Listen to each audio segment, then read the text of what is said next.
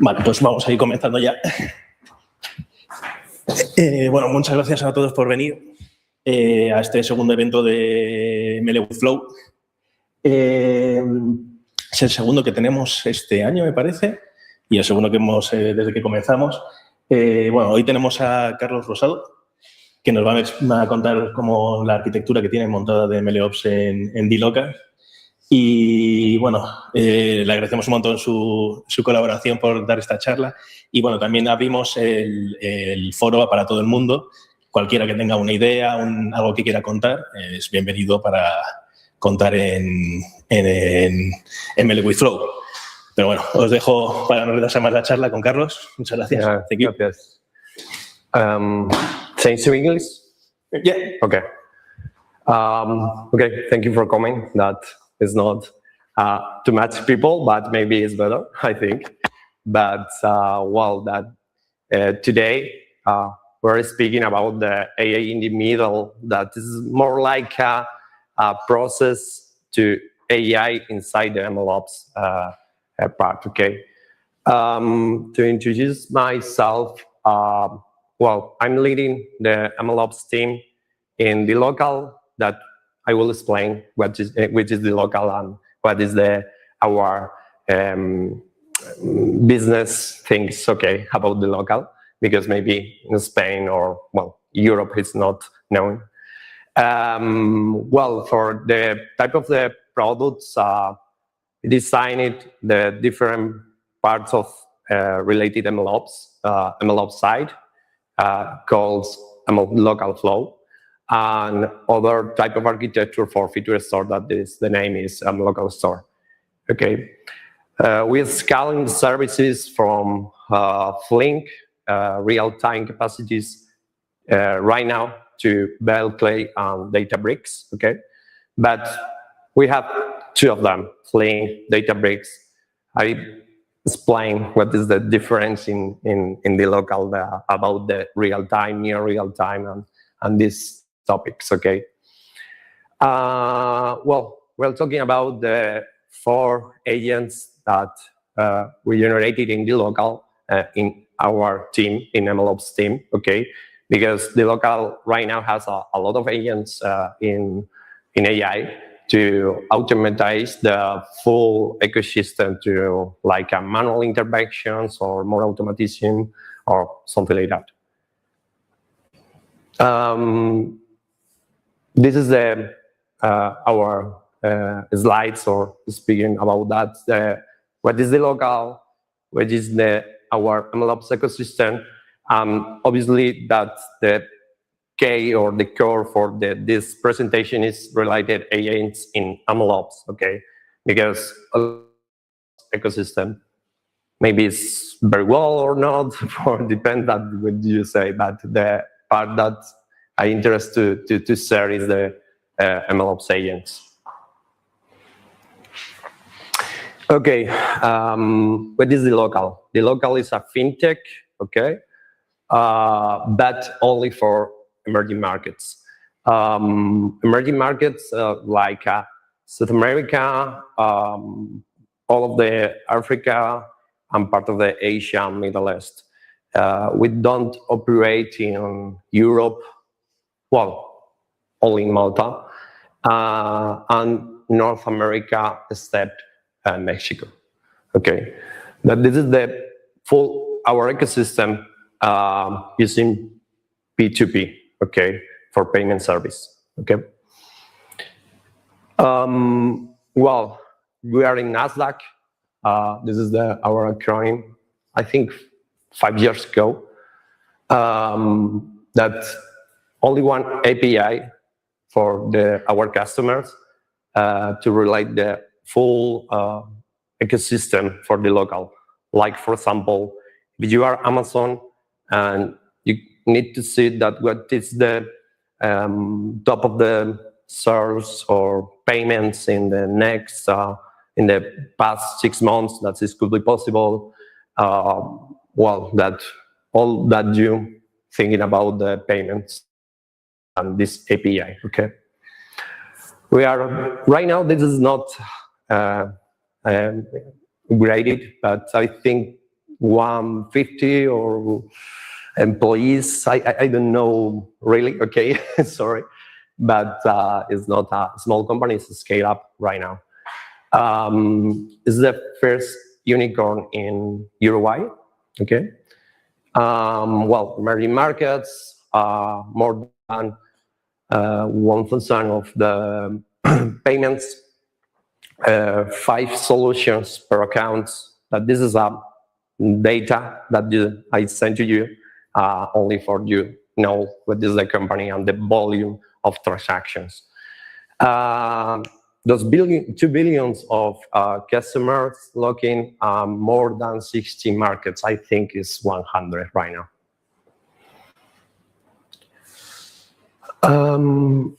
Well, this is our API, our full API, one API, one platform, and one contract. That this is the full ecosystem in only one side.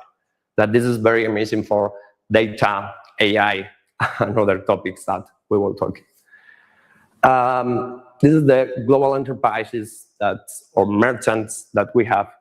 In the next slide, I think I share with you some examples about what is the merchants for us. Okay, the same. That this is across that emerging markets, Latin America, Africa, Asia. That is more repetitive. Okay. We have a lot of merchants that we consider a merchant. That this is a merchant like Dropbox, Booking, Spotify, Uber, in different countries like P2P. For example, connect Uber payment with the user with Uber, for example, and the process of paying is with us in all of the emerging markets. Okay. Because I think we are in the top 1 of the payments in emerging markets. Okay, for here, this is some topics about the local company. Okay, because I understand that it's not known here, and I invite you that you send us the questions or whatever you want to know about our company. Well, the first stage that I want to share with you, that this is I don't know if you can see the letters or something related, because it's more small. Yeah, I know, but I try to speak about that. MLflow and local store, the 7th stage pipeline and the future store. That this is our topics that related our MLOps platform. Okay. Well, so this is a summary about our ecosystem. We're putting a bullet point, more or less, because this is like a flow, a small flow to summarize. We have a data mesh architecture in our platform. Right now in Databricks, okay, that in the past in other type of technologies, but right now in Databricks, okay, with transactions, signals, whatever you imagine. Like, for example, we're processing a lot of transactions in real time to detect fraud or anomalies or something like that. Okay. The next 3 tools is only for MLOps side. Okay, this is for the data mesh, something like that. And the rest of them is about the feature store, that is MLocal store. The MLOps platform, MLflow and MLlocal agents is like a full concept of agents inside MLOps. Okay. The foundational things that we share the same data layer with the all ecosystems, that is very useful to deploy a dashboard for BI or maybe a data for training model, something related like that. But on a streaming ecosystem, well, I think more than, 70% or more, more or less, is in real time, okay? That the batch is, we have batch, but not like other type of companies, okay? Well, constant training parts, serving layers with the models. The life cycle, I'm talking about that in the next slide, I think. But the life cycle for us is like a process, software engineering process, or, well, yeah, software engineering process, to put CI/CD with control, put models automatically in production or in different environments, but using a simple way, but secure way. Observability, etc. And the next part, the last part, is about the agents in the loop. Because right now in the AI era, that we need to incorporate this type of agents in our pipelines. Because MLOps, I think, is born to automate models to put in production. That this is the first principle for that. I think with AI are more related to put the manual things or more automatical things in a faster way. Okay. But this is impossible. But we solved this one. Okay, that is only, I explained to you, but this is our architecture for MLOps with Databricks. This is a small piece of the architecture, okay, because I center only in this part. We have Databricks right now.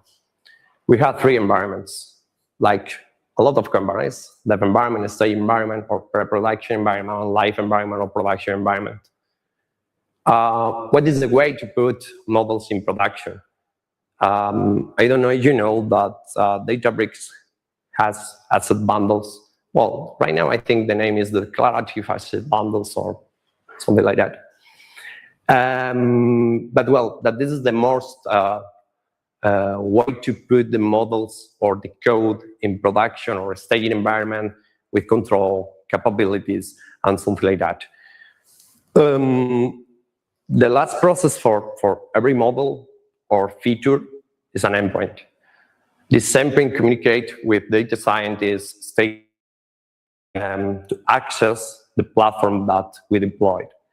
For example, we have a lot of check of control that is not, I know that you don't read this, okay, because it's small, but it's the phase like a deploy, validation.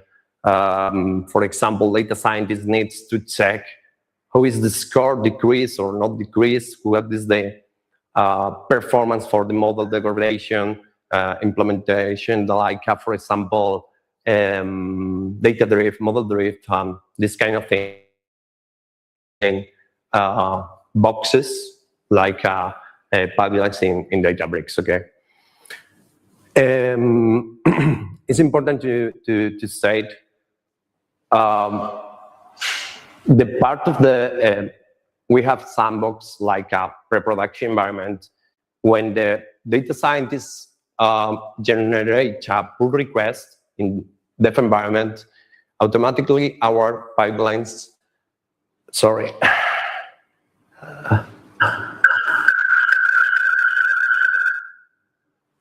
Okay, yeah, sorry. Automatically our pipelines, we have, for example, a feature branch, deployment or developing for data scientists a model, training with data, and when data scientist needs to go put the model in production environment, generate a pull request, and with GitHub Actions, automatically will launch the. Sorry? The screen can show it in the chat. Sorry. Yeah. Thank you. Okay, go on.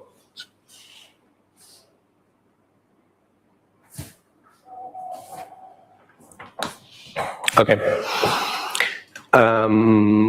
this process automatically is important to reduce the cost to manual interaction.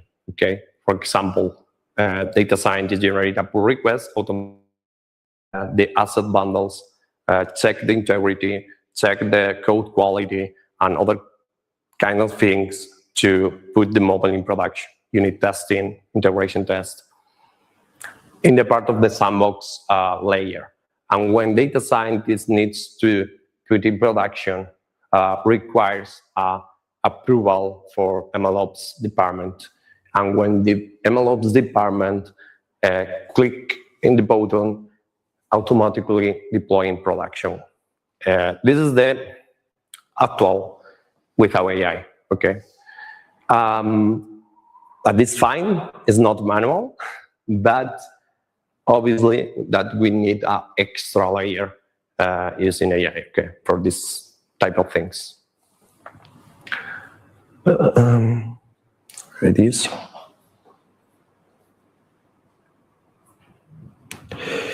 Okay, that's all of our data is provided by our feature store. Our feature store, that is more important thing for the company because it's not only for data scientists, because in other companies maybe only data scientists consume the features for models, but here we have a lot of stakeholders using features because are in real time. Like, for example, if we go to this architecture, that obviously we are in AWS, but this, I think right now the cloud is not important. We have a lot of different syncs with Kinesis and Kafka topics to obtain a lot of transactions, events.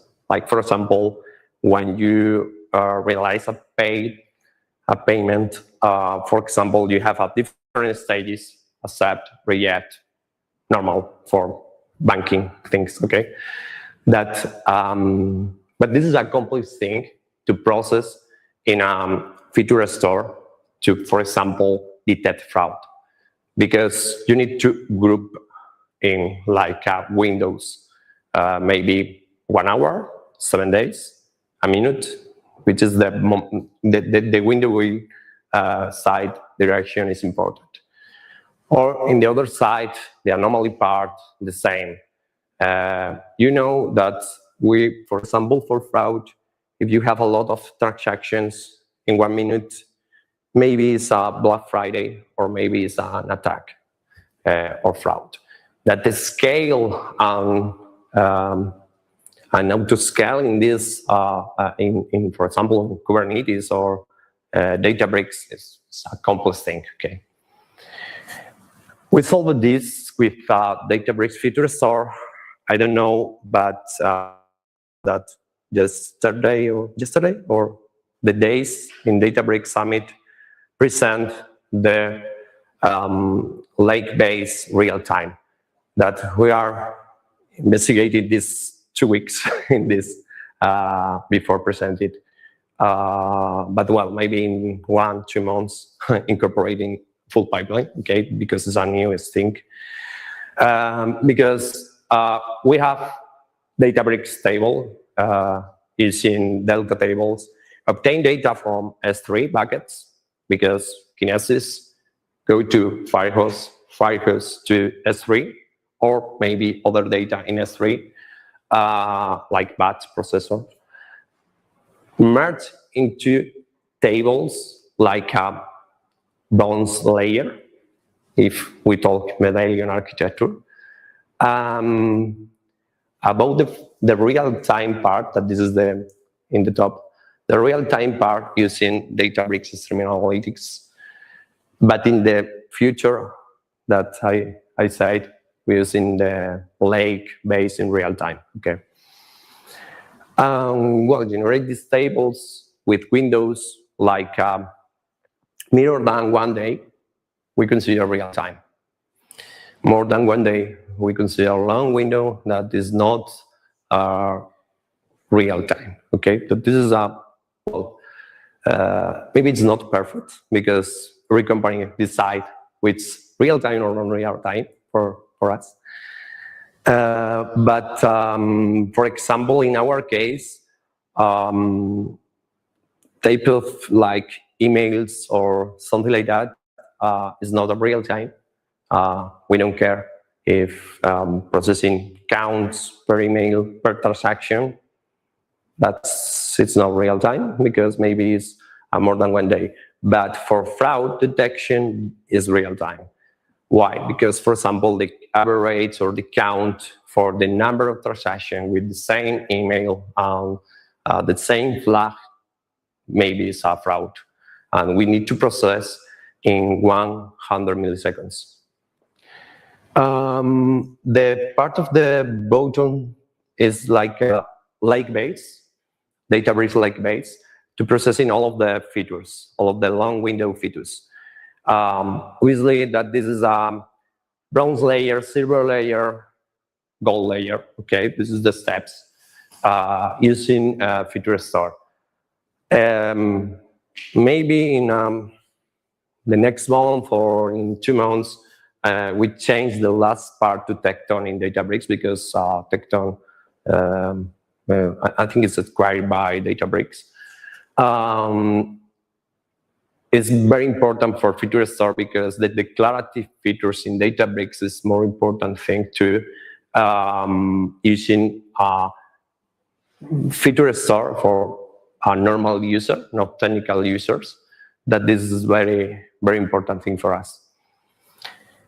And obviously, this role is connected with models that I presented in the other slide that connect the models in MLflow to Databricks in feature store. Our legacy part, we are in Flink, okay, that we are migrating to Databricks, okay, and SageMaker to Databricks. Why is the reason? All of our data mesh are in Databricks. Flink capabilities is very useful. The real time is really faster. But right now, Databricks increase a lot inside the real time process. We decided to try with Databricks right now. I'm very happy with the results about that.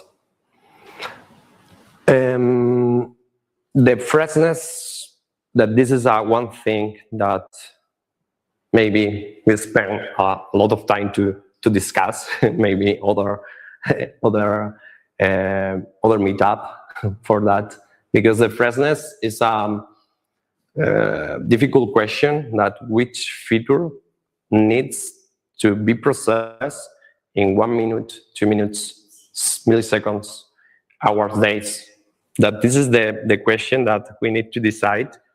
It's not only about it's well for the model, but it's well for the processing layer, because maybe if I have an available cluster, maybe processing the features and not spend a lot of money. But this is some keys to decision. What is the full ecosystem that you need to process these features with freshness? The governance, the party governance, we're using for that, okay, because we are in Databricks.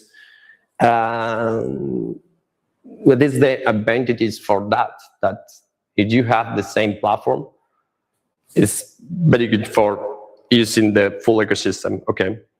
But obviously, maybe you are in a vendor locking, because obviously it's an important thing that we need to consider. But for us, it's not important because we are the part of the Flink processor that is in Flink. And if tomorrow we need to change the Databricks for other layer, that this could be possible. To introduce the next slide, talking about AI, okay? What is the problem that we did that? More 100 models for 40 markets. That, is a lot. Manual incident triage, because we need to do, for example, fraud domains models. We need to react fastly because it's a the migration for our Databricks SageMaker is slow. You know that if you are involved in a migration, that is a boring thing, and spend a lot of people and money, and it's not well for the team. Okay, and obviously the most important thing that we have is the innovation, that we need to innovate in next Databricks streaming, not in deploy models. Deploy model is a fast way, or solve vulnerabilities is vulnerabilities fast way. That we need to resolve this with AI, and the other parts involves the team to discover new things to improve our architecture. The solution that I mentioned, agents, okay, but with this is the AI in the middle, but with a person in the middle, okay. That is important to say that if we are have people inside MLOps team, and agent resolve a lot of, for example, deploy models, maybe we need careful with that. And one person in the middle is important to approve this side. No.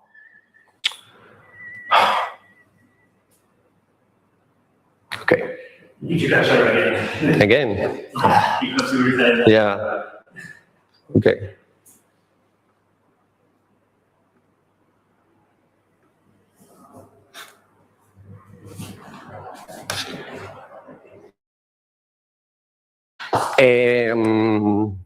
That I put here, the human in decisions, on decisions, and AI in the execution. That is important to say, because all our people using AI for everything, and it's not a very, very good thing. Okay, but the decision for us is important. Okay.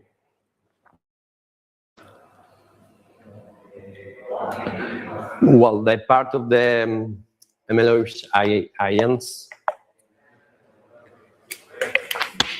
I want to search for our, well, it's three in really, for our agents: the style, the launch, the bridge, the coder, always with the, I know.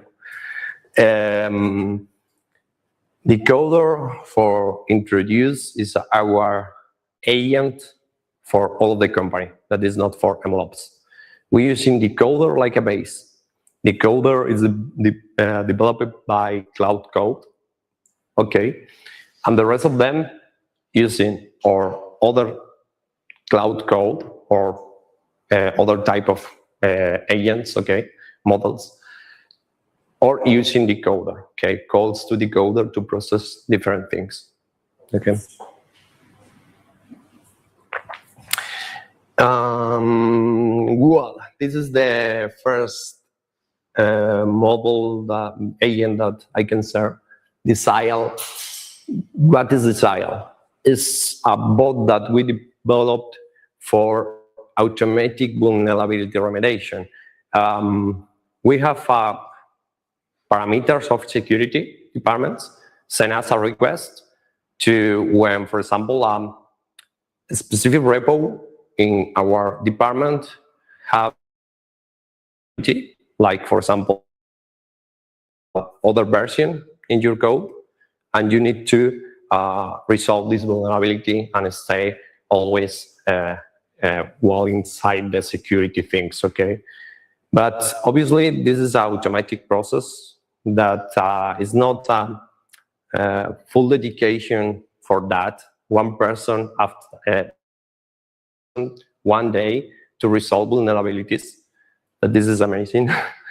What is the architecture for that? The first thing we're using one application called Apiro. I don't know if you know, but this is an application to detect vulnerabilities in repositories. It's automatic scanning all of the repositories, send us a message in a Slack, an alert in a group of Slack. And after this part of that, this alert using a Lambda to process this ticket, this Slack notification to transform to ticket. But this is a normal operation, okay? It's only to transform a Jira ticket. In this Jira ticket, we embedded a prompt for our agent. In this Jira ticket, like, okay, we have this problem with vulnerabilities. We need to upgrade the version or resolve this vulnerability in our Jira ticket. And automatically, the coder, our agent, listen in these Jira tickets, and when this Jira ticket assigned automatically the coder resolved the vulnerability and send us a pull request. After the pull request, the MLOps team needs to approve, okay? But the rest of them is automatically with agents. We have 2 agents, one inside this Lambda, another inside the coder, okay? But this is the one approach that we have to resolve this part. I share to you in 5 minutes. Well, the multi-source ingestion that obviously needs a context. You equal that all of the models in AI. You need a Piro, you need a sync, bots, other tools, okay, to obtain which is a vulnerability and resolve the vulnerability automatically. And obviously depends of the CVE, because it's now the vulnerability and searching what is this type of vulnerability and what is the way to resolve. And obviously with this CVE, our bot detect automatically if it's critical, medium, slow, and prioritize what is the next vulnerability to resolve, okay? And well, I close the looping with PR, okay? But this is important to say, this is not running all days because it's not. No. This is important to say that it's not execute every day. It's only like 1 time per week, I think, to resolve the vulnerabilities message that we receive with Apiro. Okay. This is the architecture. It's simple. Okay. We have the AM role for permissions, something like that.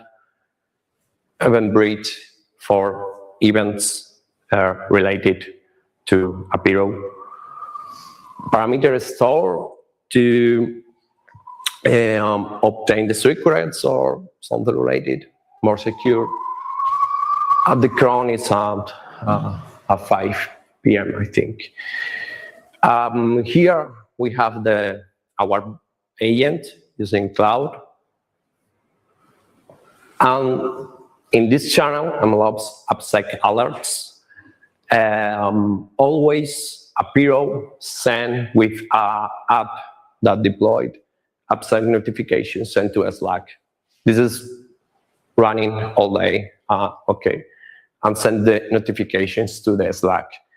When receive these alerts, send to the AWS Lambda with our first agent, generate, analyze what is the vulnerability, and generate a prompt to send to Jira, and Jira again send the response that, okay, I generate this prompt and this Jira ticket, and send to the coder to finish the loop and realize the vulnerability remediation and send the peer. So this is the more easy architecture for that, okay? That well, the event bridge, for example, we use event bridge for scheduling the part of the Lambda triggers. And the part of the Jira is important because the coder send to Jira comment when obtain the ticket. Like, for example, if you send to a prompt to Jira, generate a task in Jira, like resolve this vulnerability, the coder automatically answer to Jira in a comment, okay, I started to resolve this vulnerability, and send to you the link to see the workflow in Argo CD. But because it's a vulnerability remediation. To see a small demo, because I record a video because I think it's could be better. Where is the video?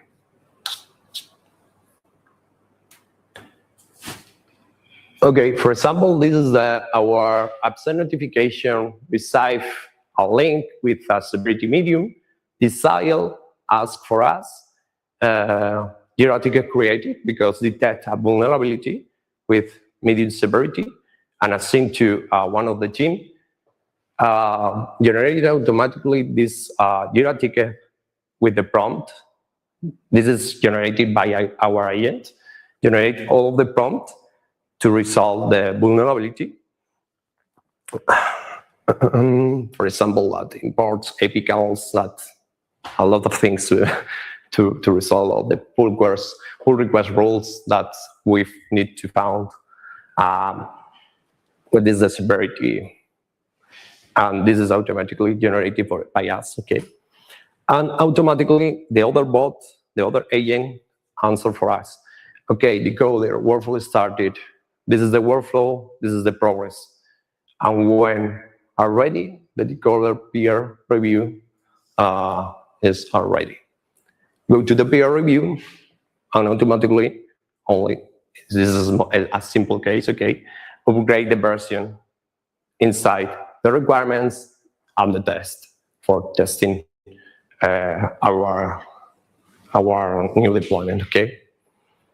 That this is a simple use case because obviously that not all of the vulnerabilities detected is like this. This is a demo, okay? Only for change a version. But I think we improve a lot to resolve vulnerabilities because, you know, maybe the MLOps team don't have the knowledge to resolve vulnerabilities, and maybe the capacity, maybe the time for resolve vulnerabilities always, and it's like a complex situation to resolve, okay?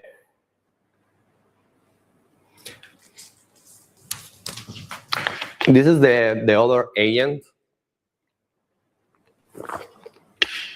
that we deployed. The name is the launch. If you remember the architecture for MLOps, to put the model in production, with this way, automate this part, okay? What happens when data scientists needs to put a model in production? Only write in Slack in our agent / the launch, and appear a questionnaire like, where is your model? The name of the model is located in S3 or in which location, the version, something like that. And obviously, if you need to deploy as a serving or batch, only these 6 questions. It's the same, the questions that's sent to us, the same questions. And again, the same behavior that desire, this more or less the same architecture, not the same, but more or less the same. Other agent read this table and generate other ticket in Jira to process all of them, okay? Like, this is the model that you need to put in production, etc. Obviously, inside this ticket is quite different than the other ticket, because the other ticket is like, you have this vulnerability, solve this vulnerability. But here, we need to validate if the model are in production or not, this kind of things. The S3 is valid or not, the parameters or the other type of things that more in governance. Okay, for our decoder, implement these checks, testing, and put in production automatically.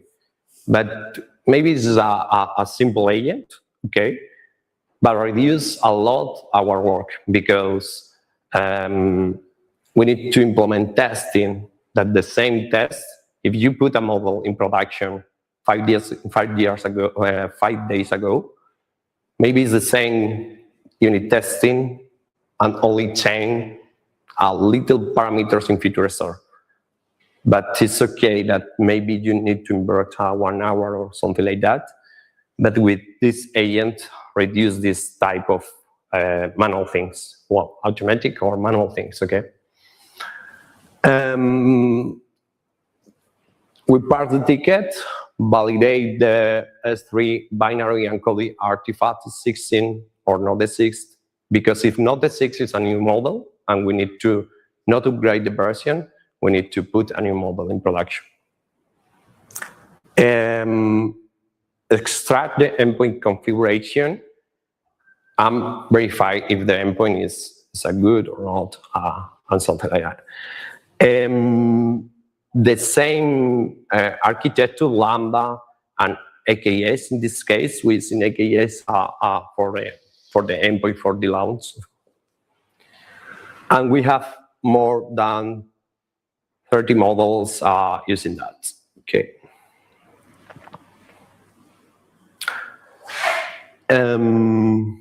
The other model agent that we deployed is the bridge.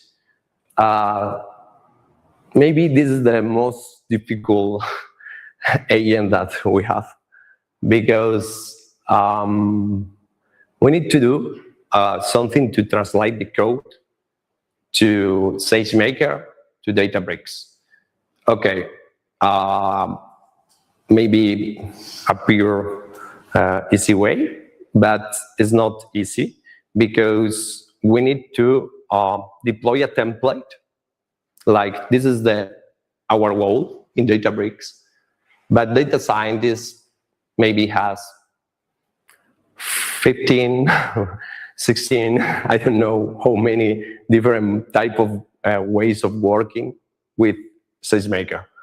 We need to translate all of the codes inside Databricks, obviously using our template. But this is a manual thing, okay? But maybe we deploy this type of agent to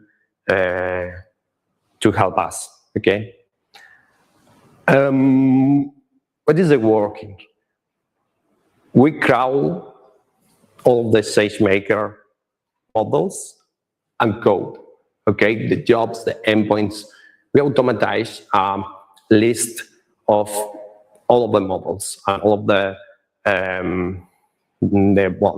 endpoints, configurations, code, etc. And we're using, again, in this case, cloud code to translate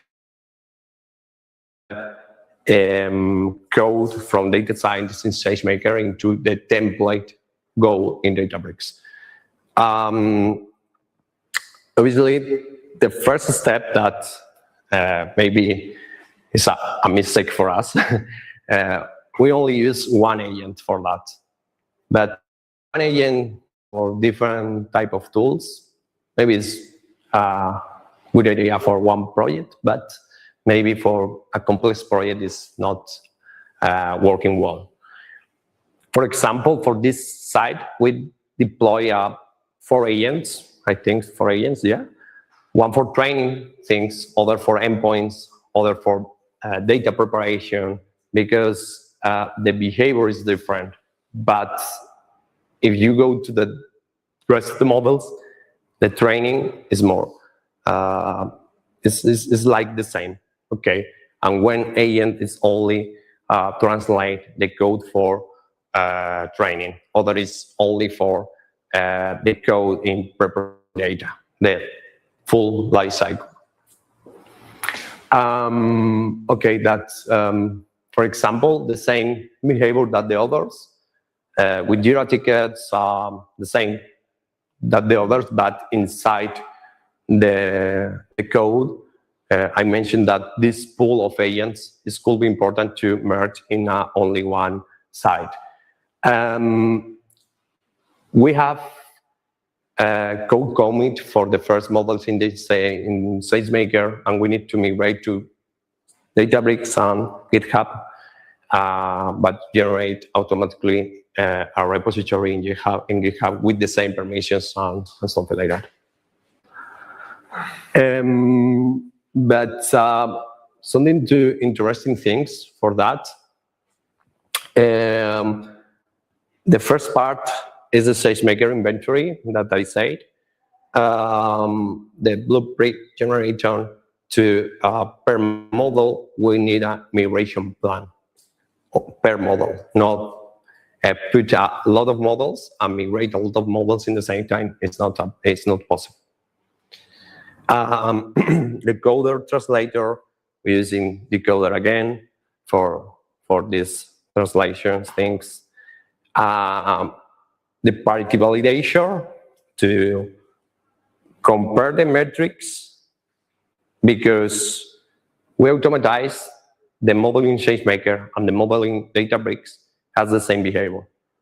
That this is one step more inside our pool of agents to compare if the behavior is similar or not, because it's the same model, the same data, the behavior needs to be similar, but maybe it's not, and we need to check. And the cutover way that we need to put maybe in a shadowing mode is the first way to put in a shadowing mode one model, another model. Maybe in the next few days, we need to use other strategy like a canary and balance the traffic, receive the first model and the other new model.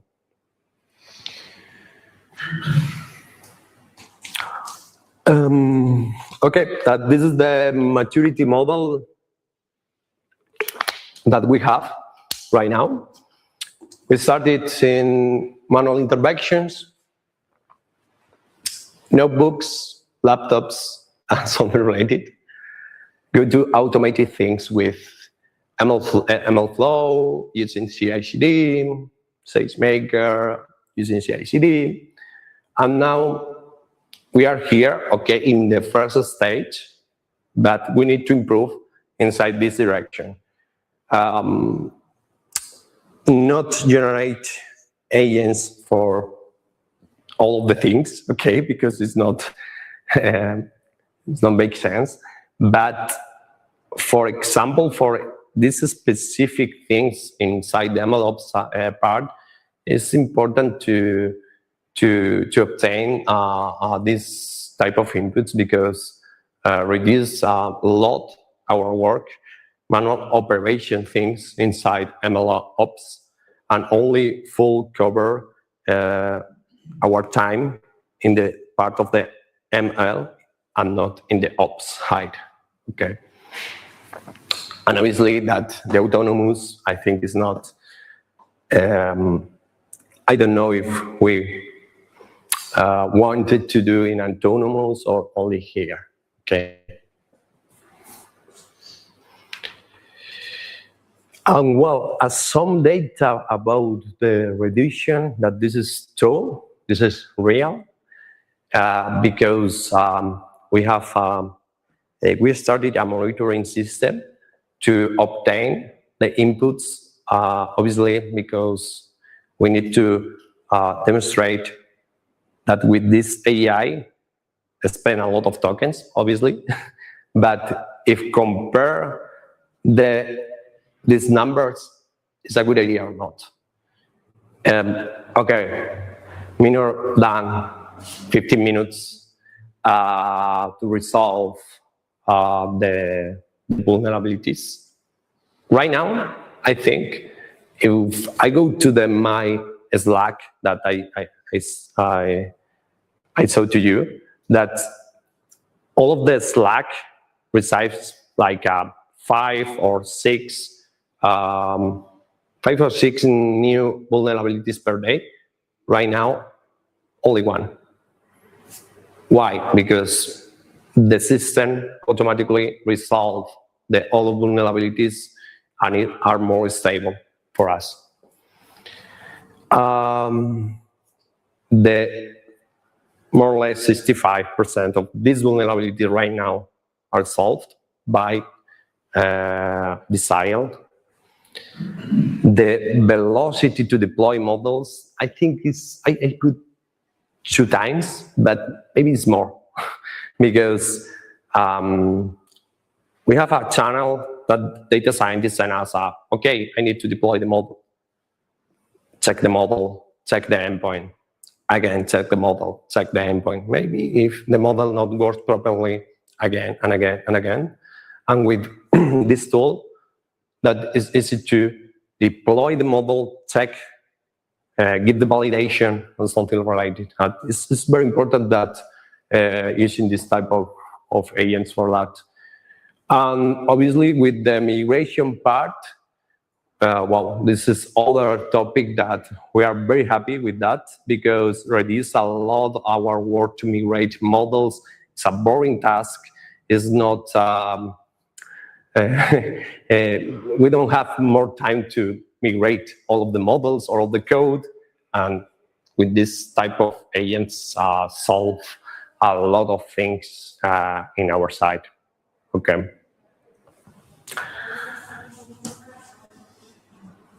But this is a topic that only that share with you about our experience in these months for AI in MLOps. Obviously, if you want to generate an agent without previously automatized task or previously document task or document projects, it's impossible because it needs a lot of context, obviously. And if you have, for example, always summarizing our tool like MLflow or Jira tickets or wherever you want, that this is better because the agents, the knowledge that this agent is more is full in your company and improve your tasks. Obviously, again, if you see that all of our agents needs manual approvals, it's not full coverage with an agent. No, that we need approval for PRs. That is a human intervention. That we need the human intervention. For us, maybe for other companies, I don't know, but for us, the most important thing, the goal for our department is the feature store. The feature store, that this is the most important thing. And obviously, the next steps in our agents maybe goes to inside the feature store, because this for agents is for, well, testing that is very well to reduce your work, but we need to do other type of topics. The measure everything, that this is really important, because if you need to, for example, do bot that analyze your, for example, your logs, and resolve the logs and send you a recommendation to implement, you need to obviously have a very well log program, because if not, it's quite difficult for an automatic task. The location for us, maybe for other type of companies is not important, but for us it's important. We have a lot of models in different countries. Like Egypt is not the same than Mexico. It's quite different. China is not the same. That the behavior for the node talking about the data, obviously the data, sure, but the platform, the architecture, that is quite different. And maybe automatize all of these tasks. For the team is better to innovate or research in different ways to improve the performance in different countries, for example.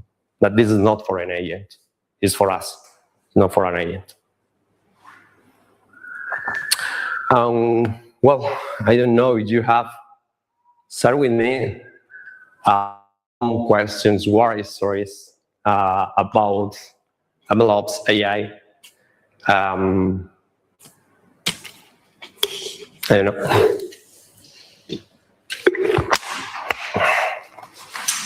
So is this decoder? You say it's some kind of proxy that give to your company, that you send it some prompts and it returns the trait. Oh. Okay, so yeah, okay, hello. So this decoder, it's some kind of proxy that given to your company, that you send in some prompts and given the response code, right? Yeah, that we have agent for the company that the name is decoder. That this is for only for the side of the code, okay? The code translation, like a copilot using cloud and other ways, because this decoder has the knowledge for the company, because it's not only a cloud code, that is a cloud code with the contents of the company. So you fine-tune it, or some company fine-tune it for you, like with your data? Yeah. Okay, cool. And we have this decoder that obviously is built for AI department, not for our department. And we use this and other agents to a specific task to call decoder, or maybe to obtain other type of things. Okay, thanks.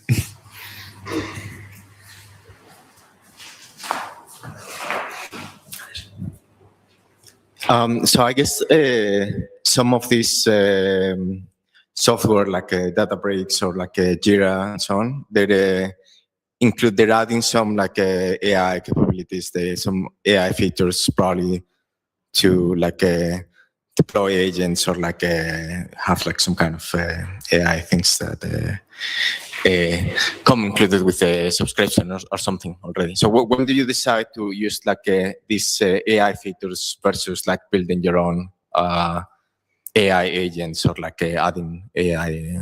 Our features. Like, I mean, are you using like some of the AI features from Jira or like some of the AI features from Databricks, or all these agents just like are custom built for your own needs? Yes, the second part that you said, all of our agents is only used for a specific domain or a specific thing that to resolve. For example, in the case of the feature store, we wanted to discover new features agent. We are working in that, but it's obviously a complex thing. It's not like a resolve vulnerabilities or something like that. That the behavior for the models or the documentation for the users or the business owners, we have the possibility to obtain new feature based on the actual features. For example, if you have account for the number of emails per transaction, that this is a feature, maybe the agent recommend to you that, well, aggregation, number of users and number of email and blah, blah, blah, that this is another feature. That this feature discoverability is obviously a more important thing that for a company to obtain without only a token cost, because people say not cost, but token cost. But obviously it's useful for us.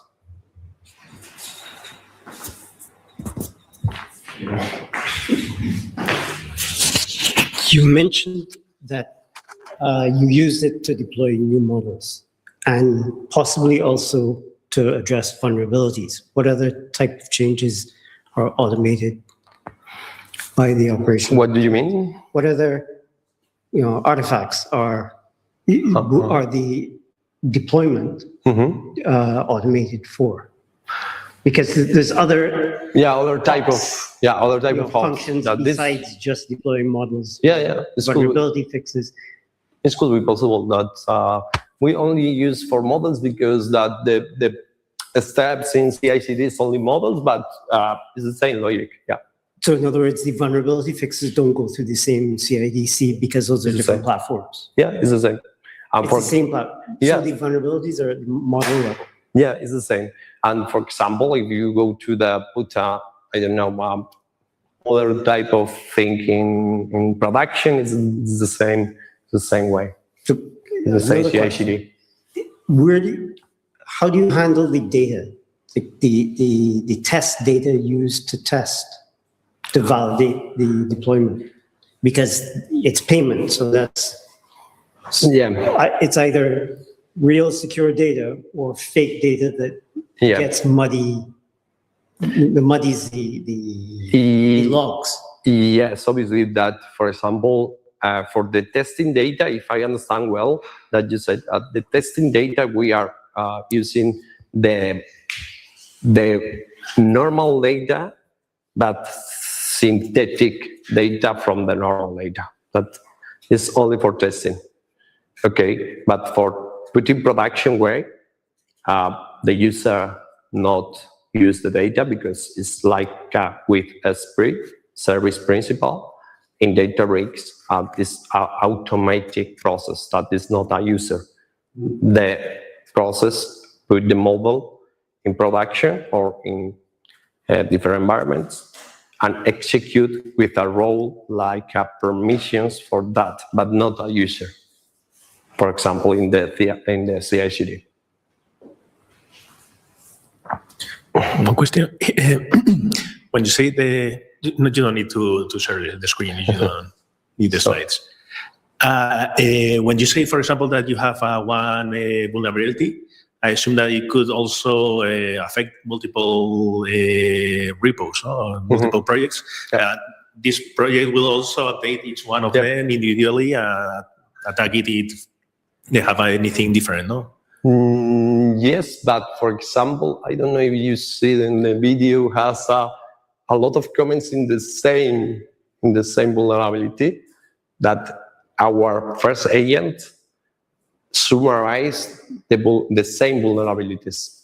Like, for example, if we receive every Tuesday, we execute that, and this Tuesday to the other Tuesday, that compare all the vulnerabilities. And if it's the same vulnerability, the agent generates one prompt to solve 3 of the repos.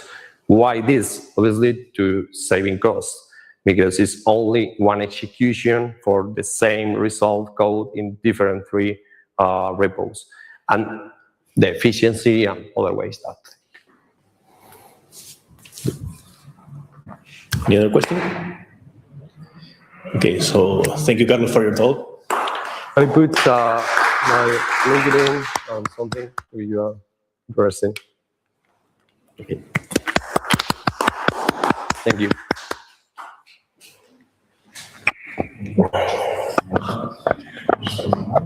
Sí. We are going to invite you a drink in a pub quite close. It's in the corner of the there is a Irish pub. So you're welcome. Okay. Or here or wherever you go. I leave the meeting.